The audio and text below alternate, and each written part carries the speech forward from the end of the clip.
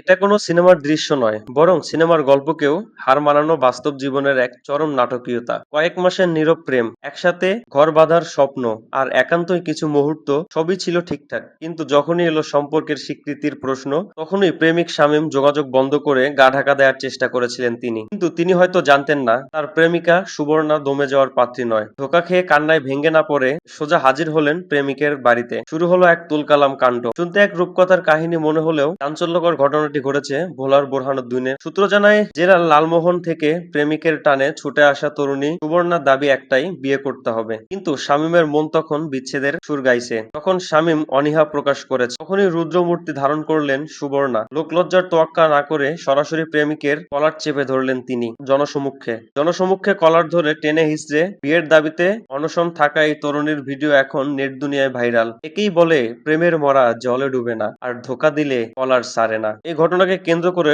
পুরো বোরহানুদ্দিন এখন রীতিমতো তোলপাড়। স্থানীয় উৎসুক জনতা ভিড় জমিয়েছেন শামীমের বাসার সামনে। এদিকে প্রেমিকের বিয়ের জেদ, অন্যদিকে প্রেমিকের পালায়ন পর মুহূর্ত বৃত্তি। সব মিলিয়ে এলাকাটি যেন এক রণক্ষেত্রে পরিণত হয়েছে। খবরটি সামাজিক যোগাযোগ মাধ্যমে ছড়িয়ে পড়তেই নেটিজেনদের মধ্যে শুরু হয়েছে মিশ্র প্রতিক্রিয়া। কেউ বলছেন অধিকার আদায়ের লড়াই এমন হওয়া উচিত, আবার কেউ বলছেন সামাজিক কোন পর্যায়ে পৌঁছে গিয়েছে। তবে সুবর্ণার এই সাহসী পদক্ষেপ এখন টক অব দা টাউন। ভালোবাসা মানে কি শুধুই একান্তই সময় কাটানো, নাকি দায়িত্ব নেয়া? শামীমের সুবর্ণার এই প্রেমের কাণ্ড আমাদের সমাজের এক অস্থির চিত্রে ফুটিয়ে তুলেছে।